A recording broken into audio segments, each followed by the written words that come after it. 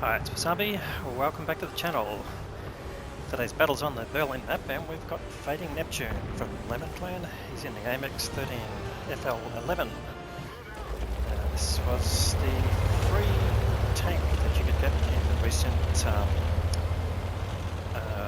anniversary for World of Tanks. You just had to log in every day for about 11 times, and that earned you the tank. And in the great tradition of free tanks from Wargaming, it's considered a free garage slot, which means that the tank is pretty worthless, but that's normally for the tier 3. Anyway, that's the reason for the title of the video. Now, you've probably seen a few of his replays on the channel. You know he's a good player, he's in a top clan, and he likes to 3-mark every tank that he's got. So this is the challenge for this particular tank. It's been rated pretty poor by a lot of reviewers. This is not a review, but this is just to show that you can actually get some good results. Anyway, you see him firing through an object there. He's using full APCR, which is Fading's style. So he's going to pin every tank in the game. He's in a full tier 5 game.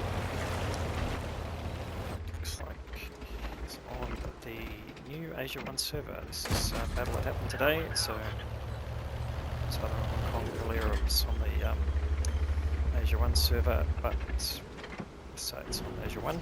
But anyway, it's got some damage there, but only 2 damaging shots so far. It's got a fairly low alpha gun. Let's have a quick look while he's not shooting.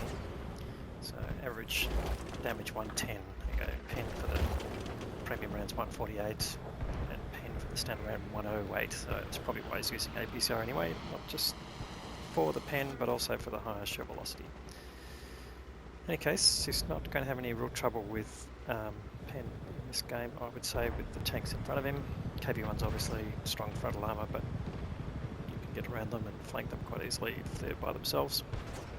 And here he goes, spotting damage is going up now with the KB1 there. He's come into a fairly forward position there. And at tier 5, you're not necessarily dealing with experienced players, but that doesn't mean that there aren't experienced players in the game, but you can't really criticise players for using the wrong spots in the map if they're not familiar with it.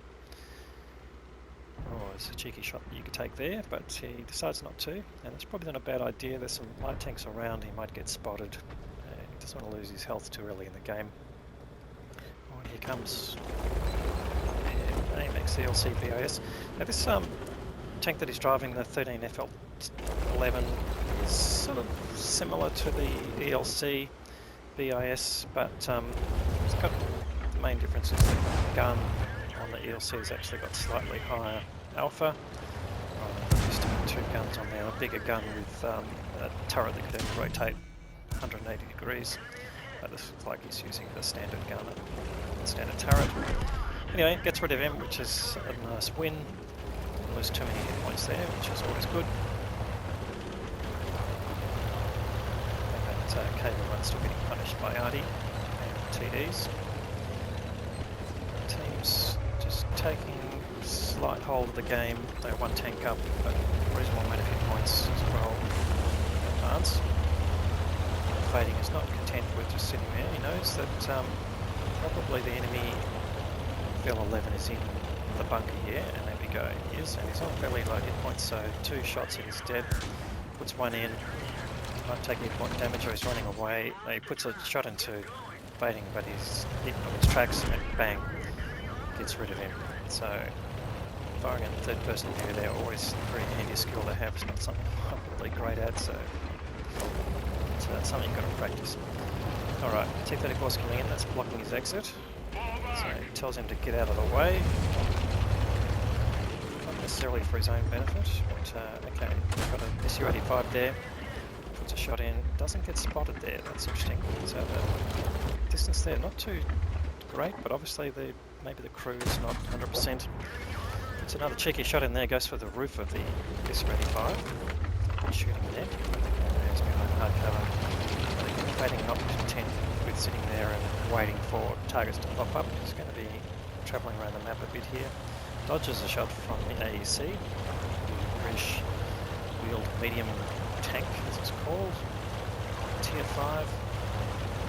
And if you look at the video that preceded this on the channel, you can see a bit of a rampage from napalm and the AEC. So we know it's pretty handy if you're in the right hands. But here we go. Comes back to this bush here, getting some nice spotting from it anyway. Keep that KV-1 lit. So also these tanks going across the other side of the map. It's a little bit more resisted damage from the KV-1. We're sort of trapped in that position, but Fading doesn't want to battle him directly, so he's coming over here. There's some light tanks or medium tanks here that he can torment. Strip around that building. The AC's to his left, so he's got a possible shot here through the gap. Just has to wait for that strip to move around. There's clearly a ramp inside that building from the way that you can see the angle of the rubble there. So if he backs down, he'll go past that window, I would think. So the game's still a bit in the balance. So one tank up. The point gap is closing. So just the battle to win. Alright, so there we go. No, up top, here comes AEC. Now the alpha on these two vehicles is not that dissimilar. So it's not something you can just trade unless you can dodge it. Here we go, there's that cheeky shot. He does slip one through the gap. The Striff comes down looking for why he's being shot at, and he's got two tanks against him. And Fading getting shot after shot, but he misses the kill, but that's alright. He's got 2 kills already. He can go after the AC without fear of being in a crossfire. It's in an auto lock, so as he gets around he'll get a shot in. Well, he does take a hit from the AC. So I think he's got slightly higher alpha, but the AC's now snuck 2 shots into him, and he doesn't want to lose too many more. He's on 136 points, but he knows he's got some support, so the PK that's going after the AC is distracting him, and Fading can get the kill there. So nicely he gets his 3rd kill, and still, yeah, pretty close. Now he's got a VK, dodges the incoming shot there. Just wants to bait him into another shot, but he can probably move past him faster than turret can turn. But VK not being able to put a shot into him, puts a nice shot into his side, and he's getting worked over by the other 2 tanks there. And Fading gets a sneaky kill out of that as well. So he's not picking up a lot of hit points from those kills, but certainly making sure that they're not going to be able to shoot back.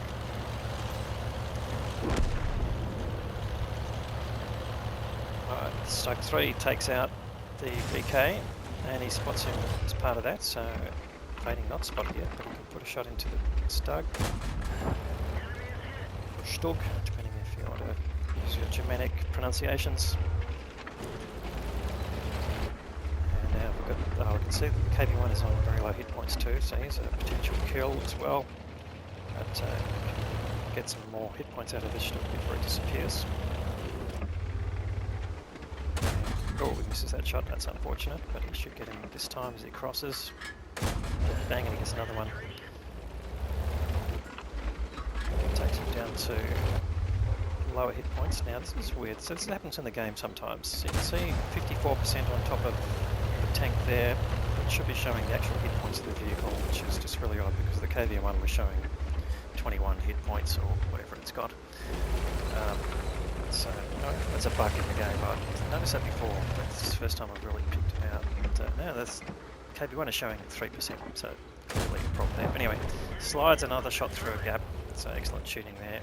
And the KV-1 doesn't spot him either, so it's for Fading. Everyone's showing percentage. Reminder to put that into customer support. That's not what my settings are supposed to be. Anyway, heading off to look for some more targets. There's 4 tanks left. He's got 5 kills. He's got a good chance of getting a top gun out of this, even though he's a light tank. He's got excellent mobility. You can see he's getting up to 60 k's across this ground, which at Tier 5 is pretty impressive. He's heading off to the part of the map where the last enemy tanks have been spotted, which is quite logical. shows this KB1 and the 10 RBFM. And that's another thing, so the symbols on the minimap have changed as well. That's just really bizarre. Anyway, first world problems. You can see the M10 RBFM is getting worked over. So he may or may not be alive by the time Fading gets there. And now he's spotted the KB1. So, alright, some shots into the KB1. That M10 RBFM is on low hit points, but he's taking damage out of the tanks that are going after him, so they might be unsure about doing it. Looks like the KB1 is putting shots in as well, so he can put some hits into the KB1. And 1, 2, he's been spotted now. Will the KB1 take notice? Well, he should notice he's being shot from behind. And yes, he's turning around, and Fading gets another shot in as he goes around the corner. So it takes him down to about 280 hit points. And oh, there's the M10 RBFM. This could be a kill. Yes, it is. That gives him his top gun. He goes for him, but luckily for Fading, he takes it on his tracks. He's still only got 136 hit points. That is not a whole lot, but certainly enough to gallivant around the map with. Alright, now there's a good chance he'll catch the KB1 unaware, but also 50-50. Maybe he's looking at him. Yes, he is. No, his turret is not facing the right way, so you can certainly circle in. The KB1 turret is very slow. Bang, it gets the kills. So 7 kills there to Fading. There is one vehicle left, which is the SU-122A SPG. And while he's on this side of the river, there's some areas to check out, which I'm going to say I haven't been on the side of the map too often.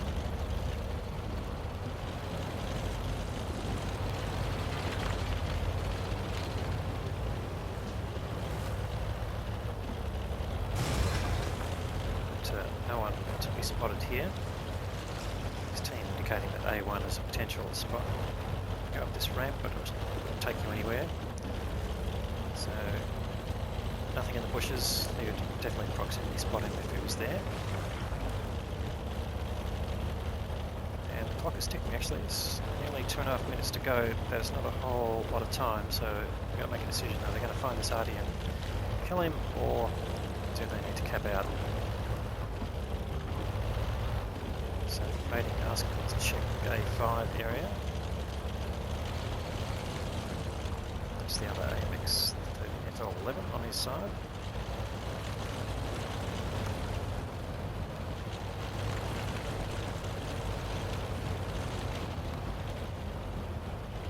And now we're almost down to 2 minutes, so decision time, do you camp or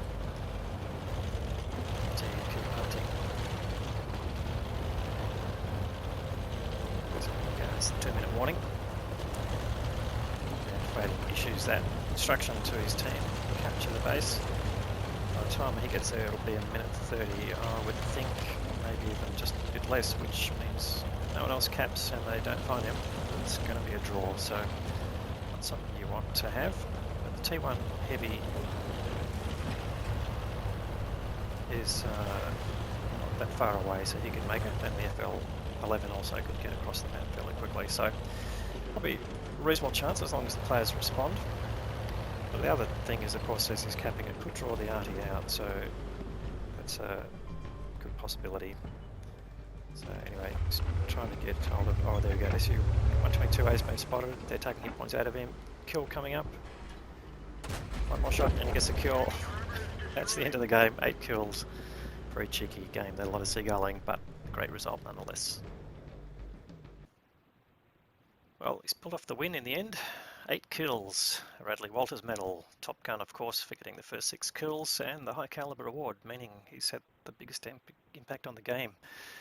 Spotters medal, patrol duty that is, and that's earned Ace Tanker. Let's have a look at the team score. Oh, just under 2k of base experience, that's always pretty impressive. So more than, no, not even got even 1k of damage from his team, so more than 3 times his team in terms of damage, and the XP about the same. And on the enemy team, looks like the T1 Heavy didn't see much of, didn't do a lot of damage, but the must have I've been spotting there, but yeah, pretty an impressive result for the enemy team there, but doesn't help when you get a high-level player in your teams. Anyway, all right, so 35 shots, that's pretty high output. 32 hits is excellent shooting, and 31 pens. Of course, he was firing the full stack of ammunition there. So personal reserves running as well as battle payments from the clan, so it gave him some good income. However, the expenses outweighed that, so he paid for everything on his tank, apart from the ammo, every single consumable he used, and food. So 80k just on consumables. That's pretty impressive. I haven't seen that for a while. Fading, you've got to buy them in the sales.